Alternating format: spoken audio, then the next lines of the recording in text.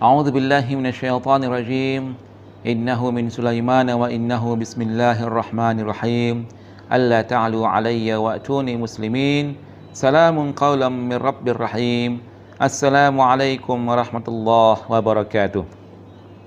Sahabatku, sahabat Arafah dimanapun Anda berada, pertanyaan yang selanjutnya berasal dari Kusalafin. Beliau bertanya, jika kita berzakat dan uang untuk beli beras zakat adalah uang hutangan, bagaimana ya Ustaz? Sahabatku, sahabat Arafah media dimanapun Anda berada, zakat fitrah wajib dikeluarkan per jiwa 1 sa' atau 2,7 kg beras. Dan itu bukan dalam bentuk hutang.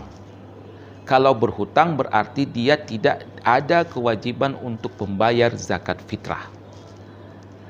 Kita lihat stok makanan di dapur. Kalau misalnya stok beras itu mencukupi sampai 1 Syawal 1441 Hijrah, berarti wajib zakat fitrah. Satu keluarga. Kalau keluarganya bapak, ibu, 2 anak, 4 orang. Lihat di dapur itu, kira-kira untuk makan 4 orang ini, beras ini cukup tidak sampai 1 Syawal 1441 Hijrah. Kalau cukup, wajib zakat. Tapi kalau tak cukup ini kayaknya untuk misalnya 5 jiwa lah, bapak, ibu, anak 3, tak cukup dan nggak ada pemasukan, income nggak ada, uang pun tak ada, beras pun hanya sedikit. Dan tak cukup beras ini untuk makan 5 orang sampai 1 Syawal 1441 Hijrah, yaitu ketika imam berdiri di atas mimbar. Nah, ketika itu tidak ada kewajiban zakat fitrah buat kepala keluarga tadi, karena stok makanannya nggak cukup untuk lebaran nanti, nggak cukup. Nah, kalau kepala keluarga tadi tidak cukup membayar zakat fitrah, ya jangan hutang. Nggak boleh hutang. Zakat itu tak boleh hutang. Zakat itu tak boleh menghutang. Zakat fitrah itu adalah makanan pokok kita. Kalau dibayar dengan hutang itu namanya bukan zakat. Ya. Justru orang yang berhutang itu harus dibantu oleh amil. Dia yang mustahak penerima zakat. Wal gharimin, kata Allah Subhanahu wa taala. Salah satu penerima zakat adalah orang-orang yang berhutang. Jadi kalau misalnya saudara Kusalafin menemukan ada kepala keluarga seperti itu, atau ada melihat orang yang berhutang masalah zakat fitrah ini, setidaknya janganlah dibayarkan zakatnya, karena zakat fitrah tidak diwajibkan bagi orang-orang yang berhutang. Justru orang yang berhutang itulah diberikan zakat fitrahnya.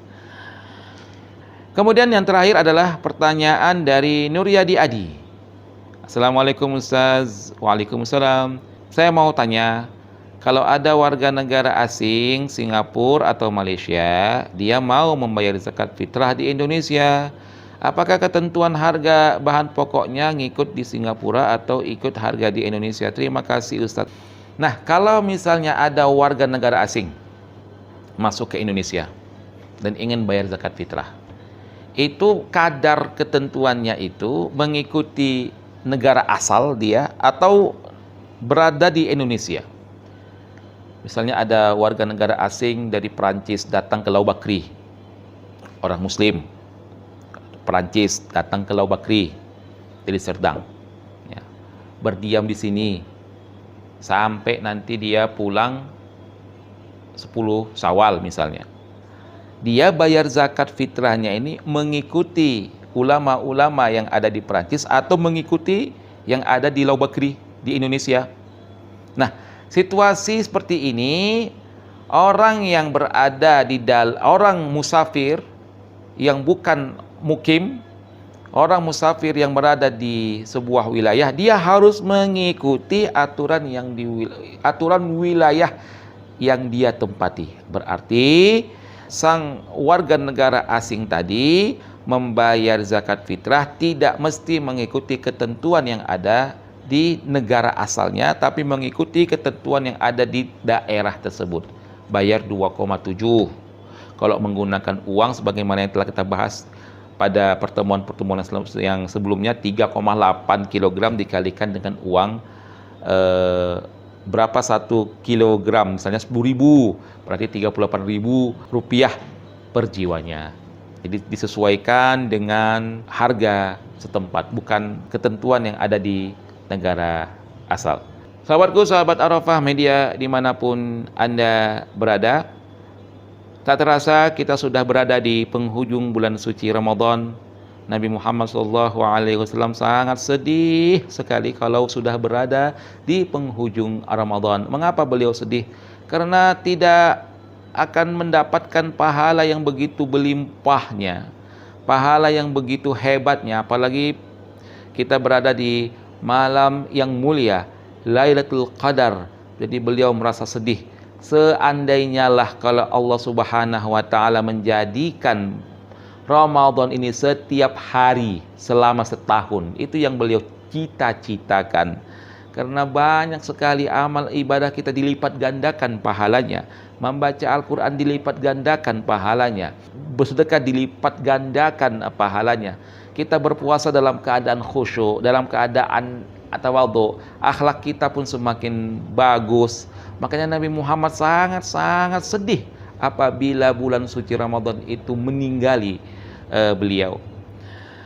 Dan meskipun kita berada di penghujung bulan suci Ramadan, bukan berarti kita meninggalkan kebiasaan-kebiasaan baik kita di bulan suci Ramadan.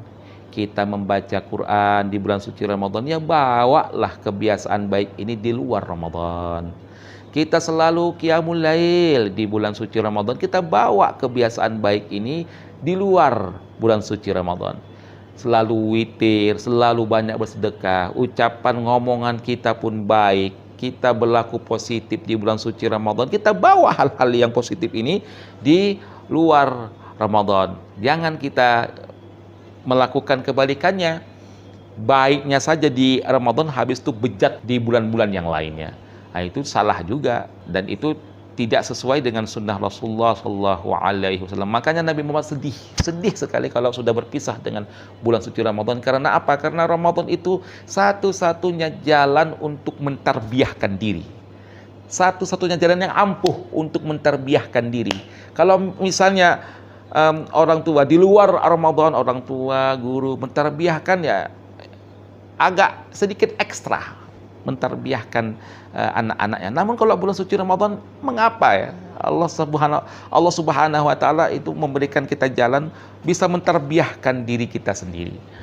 Sahabatku, sahabat Arafah dimanapun Anda berada, kita berada di penghujung bulan suci Ramadan.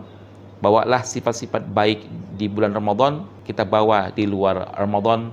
Mudah-mudahan apa yang kita lakukan diridhai oleh Allah Subhanahu wa taala. Billahi taufiq wal hidayah wa ridha wal inayah. Wassalamualaikum warahmatullahi wabarakatuh.